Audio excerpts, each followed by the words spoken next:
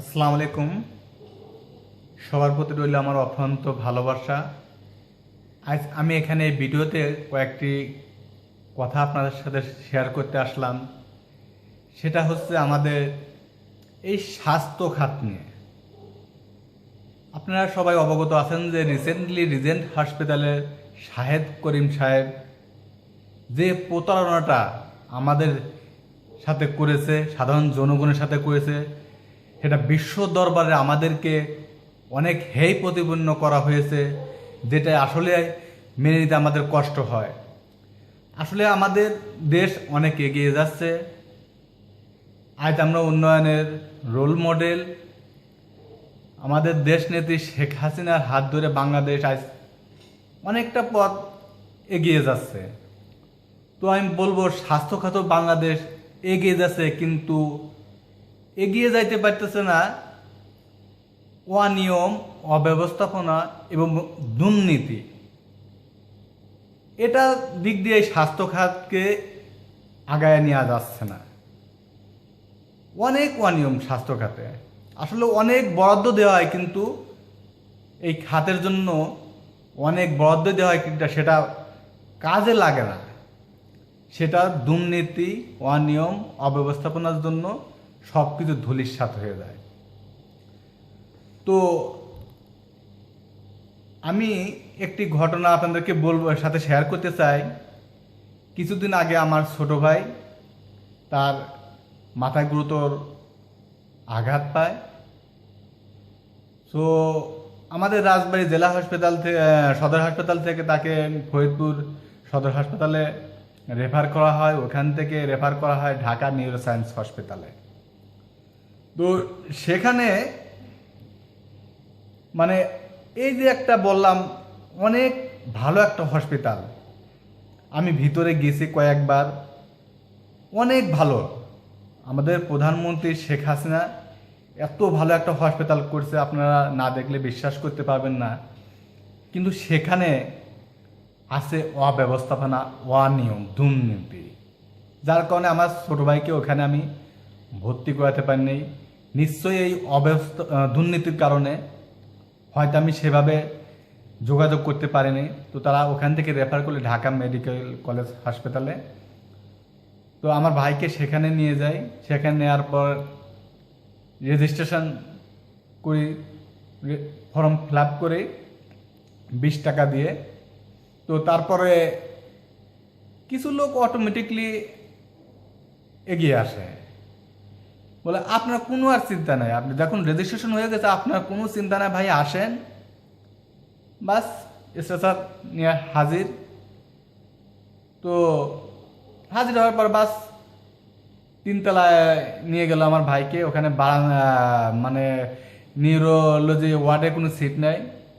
আমার ভাইকে বারান্দায় একটা এই শন শন শন শন শন জায়গা করেন এরকম বলে একটা কোনো রকম একটা ব্যবস্থা করে দিল। তো ব্যবস্থা করার পর বাই দেন আমাদেরটা দেন আমরা চলে যাই। তো আমি কখনো ঢাকা মেডিকেলে চিকিৎসার জন্য কখনো যাইনি। তো আমাদেরটা দেন আমি বুঝতে পারলাম যে তারা এখানে নিয়ে আসছে, কিছু বকশিস হয়তো দিতে হবে।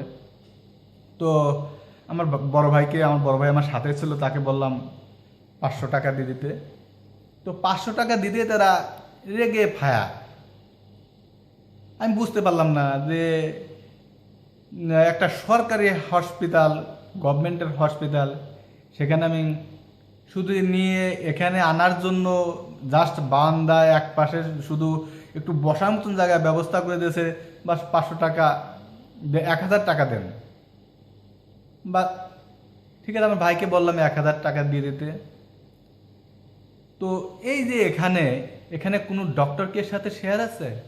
না, ডক্টররা আপ্রাণ চেষ্টা করেন। আমি রাজবাড়ী ডক্টর সুমন হুসাইনের একটা লাইভে দেখেছিলাম। উনি লাইভটা করছিল ডক্টর যথাসম্ভব রেজাউল করিম, যথাসম্ভব। উনি বলছিল রুগীকে ডক্টর পর্যন্ত আসতে হবে, প্রথমে রুগীকে ডক্টর পর্যন্ত আসতে হবে। আসলে ডক্টর পর্যন্ত আসার আগে যে অনেক অব্যবস্থাপনা, অনেক অনিয়ম থাকে সেটা আমি সেদিন বুঝতে পারলাম। তো আসলে ঠিক তাই। তো ওইখানে ভর্তি করানোর পরে ঠিক সুন্দরভাবে ডক্টররা রাউন্ড দিচ্ছে, দেখছে আমার ভাইকে। তারা একটা সিটি স্ক্যান ছিল, আবার তারা একটা সিটি স্ক্যান করার জন্য অ্যাপ্লাই করলো। বাস আমি পরদিন সকালে সিটি স্ক্যান করার জন্য মেডিকেল কলেজ হাসপাতালের নতুন একটা বিল্ডিং হচ্ছে, ওইখানে আমার ভাইয়ের সাথে করে নিয়ে যাব। এই মুহূর্তে স্টেশন নাই, কোথাও কোনো স্টেশন নাই। এগুলো কোথায়? তো আমি খুঁজতে খুঁজতে খুঁজতে খুঁজতে হঠাৎ এক জায়গায় দেখতে পাই দুধে স্টেশন।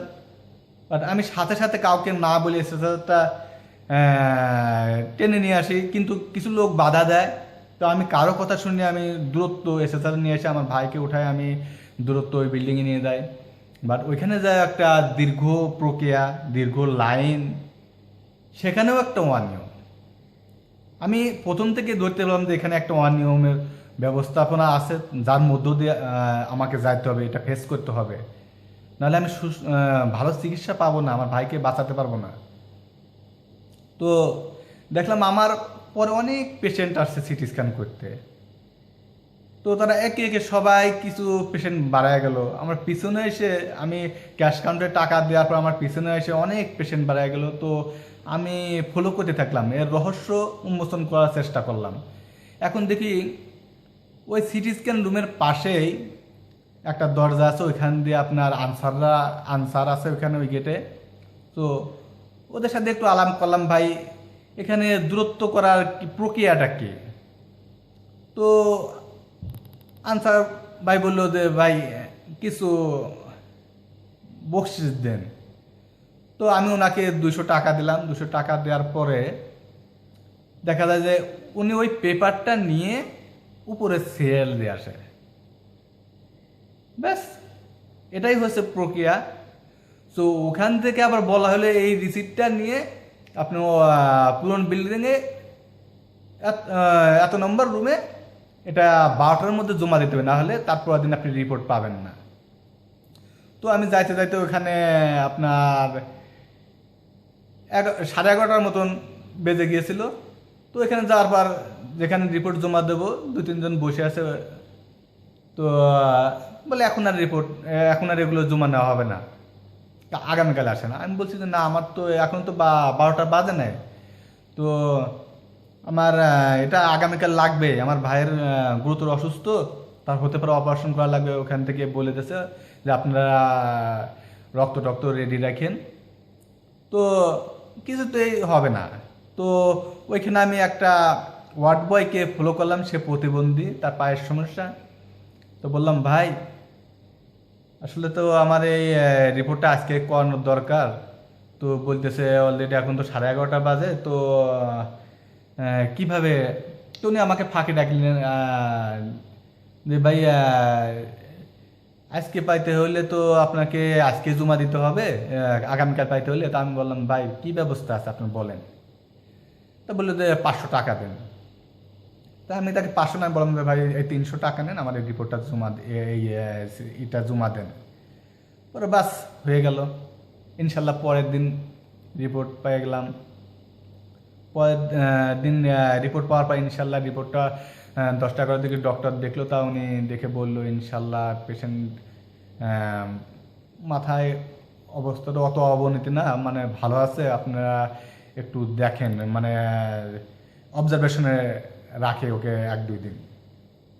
তো আমি বললাম ঠিক আছে স্যার, অবজারভেশন রাখেন। তো আমি দেখলাম যে এখানে শুধু অব্যবস্থাপনায়। তো আমি বান্দায় কতদিন থাকবো এখানে? আমি তো জানি না কবে আমাদেরকে এখান থেকে ছাড়বে বা ওর কী অবস্থা হবে। তো তো আমি তখন সিটের জন্য মরিয়া উঠি। তো আমি আমার পাশেই একজন এক 1 সপ্তাহ হয় আসছিল উনি এখানে। তা উনি দেখলাম একটা সিট পেয়ে গেল। তো ওনার সাথে একটু যোগাযোগ করার চেষ্টা করলাম। তো বললাম ভাই কীভাবে সিট পেলেন? তো বললো যে আমাদের ওই খালা আমাদের সিট করে দিয়েছে। তো আমি তখন বুঝতে আর বাকি থাকলো না মাধ্যমটা কি।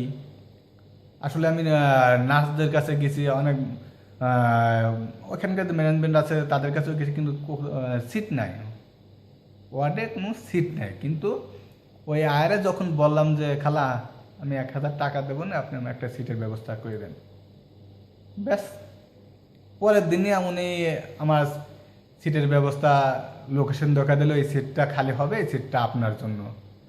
তো আপনারা বলেন আসলে এই খালাই কি, এই আয়াই কি মানে এই জায়গায় ব্যবস্থাপনার মাধ্যম না, এখানে এই অব্যবস্থাপনার মাধ্যম না?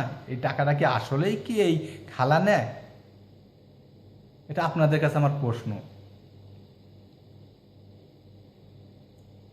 দেশ এগিয়ে যাচ্ছে, অনেক কমিউনিটি হসপিটাল হচ্ছে, গ্রামে গ্রামে ভালো ভালো হসপিটাল হচ্ছে, আসলে দেশ এগিয়ে যাচ্ছে, কিন্তু অব্যবস্থাপনা, দুর্নীতি, তারপর অনিয়ম, এই স্বাস্থ্য খাতে যেটা আমাদের জন্য সবচাইতে জরুরি, বেঁচে থাকার জন্য মানুষ শুধু একটু সুস্বাস্থ্য, শারীরিকভাবে সুস্থ থাকার জন্যই আপ্রাণ চেষ্টা করে, আর এই খাতেই সবচাইতে বেশি অনিয়ম, এখানেই সবচাইতে মানুষরা বেশি অসহায়।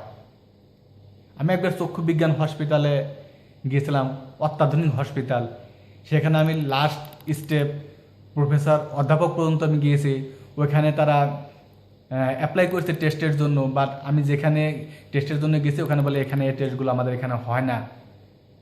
তো আমি বললাম যে স্যার তো বললো আপনাদের এখানে করাতে, তখন আবার ভালো করে জিনিসটা ফলো করলো যে এটা অধ্যাপক মেজবাউল হকের অ্যাপ্লাই করছে আর কি, সাথে সাথে বললো যে এটা স্যার মেজবাউল হকের এটা দূরত্ব করে দেন। আসলে এলো আমাদের স্বাস্থ্য খাতের অবস্থা। উন্নত হাসপাতাল, কিন্তু অব্যবস্থাপনাটা, নিয়মটা, যেটা আমাদের দুর্নীতিটা, এটা আসলে চোখে পড়ার মতো। কিছুদিন আগে ইউনাইটেড হসপিটালে কোভিড-19 টেস্ট করার জন্য গেলাম, ওইখানে প্রত্যেক পেশেন্টকে আপনাকে যে ফ্লু কর্নার ডক্টর বসে, আপনার ওইখানে একটা ভালো মানুষ, কোনো তার সিমটম নাই, তো সেখানে গেলে আপনার ফ্লু কর্নারে যাইতেই হবে, রেফার করবে, উনি রেফার করবে টেস্ট করার জন্য। আসলে এটা কি মানে ওই তার জন্য 1,000 টাকা চার্জ। আমি গেছি ওইখানে, ও যে ওইখানে গেছে সেই তো টেস্ট করার জন্য গেছে, তো ওইখানে তাকে আবার 1,000 টাকা চার্জ দিতে হবে কেন? ডাইরেক্টলি বললেই হয় টেস্টের জন্য। তো কয়েকটা স্টেপ অতিক্রম করতে হয়। আর ওইখানে আপনার এত বড় সুনামধন্য একটা হসপিটাল ইউনাইটেড, ওখানে আপনার গাইডলাইন যে ব্যবস্থাটা, কোনো একটা আনসার, কোনো একটা ম্যানেজমেন্টের লোক নাই যে আপনাকে স্টেপ বাই স্টেপ বলে দেবে, কিচ্ছু না। জাস্ট প্রতি নতুন পেশেন্ট হলে 4,700 টাকা, আর যাদের আইডি কার্ড আগে থেকে করা আছে তাদের জন্য 4,500 টাকা। আসলে এই কি আমাদের দেশের অবস্থা? আমাদের এই খাতে মানুষের ডিপেন্ড করতে পারে না, এই জন্যই আজ এক শ্রেণীর মধ্যম আয়ের লোকেরা আমাদের এই দেশের কোনো হসপিটালের প্রতি বিশ্বাস নেয়। তারা চেষ্টা করেন সবসময় আমাদের পার্শ্ববর্তী রাষ্ট্র ভারতে, আমি শুনছি, আমি যাইনি কখনো, সিএমসি ভেলোর হসপিটালে, এটা খুবই একটা নামকরা হসপিটাল, যেখানে চিকিৎসা ব্যবস্থাপনা খুবই ভালো, অল্প খরচে সুচিকিৎসা। আসলে আমাদের দেশে হসপিটাল আছে কিন্তু সুব্যবস্থাটা নাই, শুধু আছে অনিয়ম, দুর্নীতি। আসলে আমাদের সরকারের উচিত এই স্বাস্থ্য খাত, অন্য খাত নিয়ে কিন্তু আসলে আমাদের সাধারণ মানুষের মধ্যে কোনো মাথা ব্যথা নেই, কে কে কি দুর্নীতি করলো এটা কারো আসা যায় না। আসলে এই স্বাস্থ্য খাতে, যেখানে মানুষ এটা সুস্থ, অনেক ক্রিটিক্যাল অবস্থায় থাকে, অনেক অসহায়ত্ব প্রকাশ করে, এখানে যদি একটু সুষ্ঠু সেবা না পায়, আসলে আমাদের এটা খুবই লজ্জার বিষয়। তো আমি আশা করব যারা এই খাতে দেখাশোনা করেন, আমাদের মাননীয় প্রধানমন্ত্রী পর্যন্ত আমি